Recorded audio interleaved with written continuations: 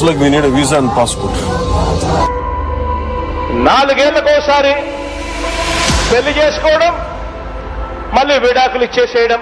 3 పెళ్లిళ్ల వల్లే మేలు జరుగుతాయి. నలుగురు పిల్లలు. మనం చేస్తుంది స్వకార్యం కాదు, ప్రజాకార్యం. అది రామకార్యంతో సమానం. ఆంధ్రప్రదేశ్ బాగు కోసం చెప్తున్నాను. ఈ రోజున వైసీపీ వ్యతిరేక ఓటుని చీల్చే ప్రసక్తే లేదు. నేను బ్రాడ్ గా స్టేట్ కోసం చాలా బలమైన వ్యూహం పెట్టాను. ఓట్లు చెల్లకుండా నాయకులుగా పోటీ చేయటం వేరు, గెలవడం వేరు. నేను గెలవడం అనేది ఈసారి ప్రమాణంగా తీసుకున్నాను. ఎవరికి వాళ్ళు ఇండిపెండెంట్ గా మాట్లాడితే ఇబ్బంది అవుతుంది. మీకు రావాల్సింది రాష్ట్ర క్షేమమా లేదంటే మన ఈగోనా మనం అర్థం చేసుకోవాలి. నా first choice Andhra Pradesh people, Telugu people. అంతేగాని నేను కూర్చోబెట్టి నా ఇండివిజువల్ ఈగోకి నేను వెళ్ళను. క్రిమినాలిటీ పెరిగిపోయిన ఆంధ్రప్రదేశ్ని రక్షించుకోవాల్సిన అవసరం ఉంది. అందుకని అందరం కలిసి ఓట్లు చెల్లకుండా ఉండాలని చెప్పిన ప్రతిపాదనకి ఎంత నలిగిపోయానో నా ఒకటికి తెలుసు.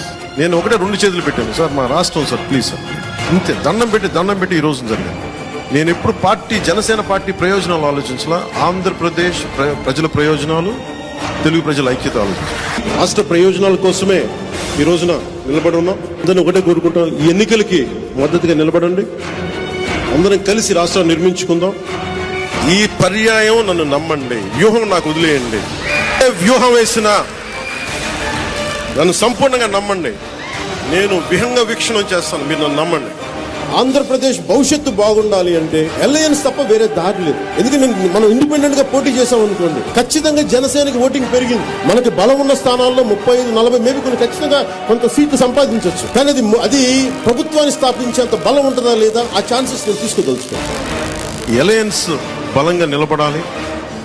మనకి చిన్న ఇబ్బందులు ఉంటాయి, కొన్ని త్యాగాలు ఉంటాయి, ఇవన్నీ కొన్ని తప్పవు.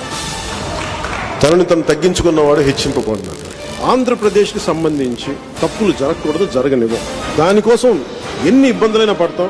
జగన్ కోరుకున్న యుద్ధం అయితే ఇస్తాం, జగన్ ఓడిపోయే యుద్ధం ఇస్తాం, మేము గెలిచే యుద్ధం ఇస్తాం. యుద్ధం తాలూకు అంతిమ లక్ష్యం అభివృద్ధి, యుద్ధం తాలూకు అంతిమ లక్ష్యం శాంతి, సుస్థిరత. గుర్తుపెట్టుకో, ఈ రోజు నుంచి నీ పతనం మొదలైంది. నీ క్రిమినల్ సామ్రాజ్యం కూల తొయ్యకపోతే నా పేరు పవన్ కళ్యాణ్, మా పార్టీ జనసేన. నువ్వు సిద్ధం అంటే మేము యుద్ధం అంటాం.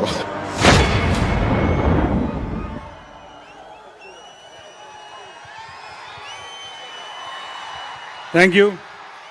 ఇప్పుడు డాక్టర్ బిఆర్ అంబేద్కర్ కోనసీమ జిల్లాకి సంబంధించినటువంటి అమలాపురం నియోజకవర్గం ఇన్ఛార్జ్ తెలుగుదేశం పార్టీ శ్రీ ఐతాబత్తుల ఆనందరావు గారిని ప్రసంగించాల్సిందిగా కోరుతున్నాను.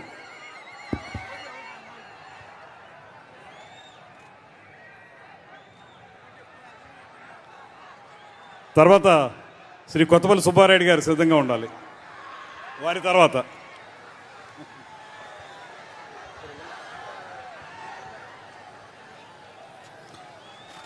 అందరికీ నమస్కారాలు. స్వర్గీయ అన్న ఎన్టీ రామారావు గారు స్థాపించిన నారా చంద్రబాబు గారు ప్రపంచవ్యాప్తంగా గుర్తింపు తీసుకొచ్చిన తెలుగుదేశం పార్టీ కార్యకర్తలకి, నాయకులకి, పవర్ స్టార్ పవన్ కళ్యాణ్ గారు స్థాపించినటువంటి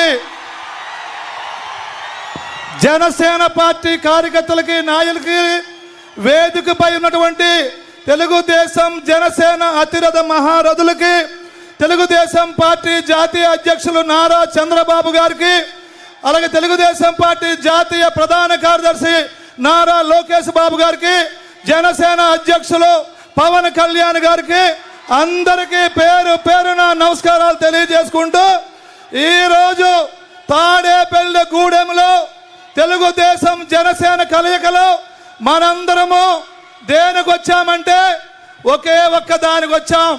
అది ఏంటంటే, ఏదైతే ఈ జగన్మోహన్ రెడ్డి రాష్ట్రం అంతా బోర్డులు పెట్టుకుని సిద్ధం అంటున్నాడో, ఆ రాష్ట్రం, ఆ యొక్క జగన్మోహన్ రెడ్డిని ఓటనే ఆయుంతుందో తాడేపల్లి గూడెంలో గుద్దడానికి ఈవేళ మన అందరం వచ్చాయని చెప్పి మీ అందరికీ తెలియజేసుకుంటున్నాను. ఈ యొక్క జగన్మోహన్ రెడ్డి పాలనా కాలంలో బీసీ కార్పొరేషన్లు 56 ఉంటాయి. కానీ కార్పొరేషన్లకి చైర్మన్లు ఉంటారు, అందులో డైరెక్టర్లు ఉంటారు, ఆఫీసులు ఉంటాయి, కార్లు ఉంటాయి. కానీ ఒక్క బీసీ కూడా ఈ రాష్ట్రంలో ఒక్క లోన్ కూడా ఉండదు. అవునా కాదా? అలాగే ఎస్సీ కార్పొరేషన్ ఉంది ఈ రాష్ట్రంలో. ఎస్సీ కార్పొరేషన్ 3 ముక్కలు చేశాడు, 3 చైర్మన్లు ఇచ్చాడు. కానీ ఎస్సీ సంక్షేమ మంత్రి కానీ ఈ ముఖ్యమంత్రి కానీ ఈ రాష్ట్రంలో 5 సంవత్సరాల్లో ఒక్క లోను కూడా ఇవ్వలేదు. అదే గడిచిన తెలుగుదేశం పార్టీ ప్రభుత్వంలో నారా చంద్రబాబు నాయుడు గారు 30,000 రూపాయలు ఉండే సబ్సిడీని 1,20,000 రూపాయలకి పెంచి మరి వేలాది మందికి, లక్షలాది మందికి, దళితులకి, ఎస్టీలకి, బీసీలకి లోన్లు ఇచ్చినటువంటి ఘనత తెలుగుదేశం గత ప్రభుత్వాన్ని.